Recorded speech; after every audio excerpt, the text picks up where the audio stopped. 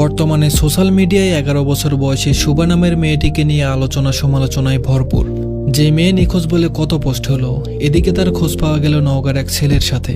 তাকে যখন জিজ্ঞাসা করা হলো সে কেন বাড়ি থেকে চলে এসেছে, তার উত্তর ছিল তার নাকি বাড়িতে ভালো লাগে না। অথচ শুনলাম মেয়েটার মা নাকি ক্যান্সারের রোগী। এই তো বর্তমান পরিস্থিতি।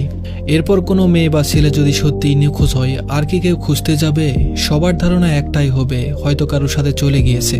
যে সন্তান তার মাকে কিংবা বাবাকে হাসপাতালে রেখে অন্যদের হাত ধরে পালিয়ে যেতে পারে, মা বাবার জন্য ব্যথিত হয় না, মা বাবার সুস্থতার জন্য অস্থির হয়ে ওঠে না, সুস্থতার জন্য প্রার্থনায় মগ্ন হয় না, তাহলে বুঝতে হবে সেখানে মা বাবারও দায় রয়েছে, সুশিক্ষার ঘাটতি রয়েছে।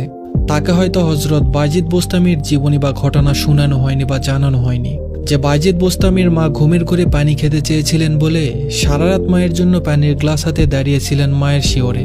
মাকে ডেকে পর্যন্ত দেননি।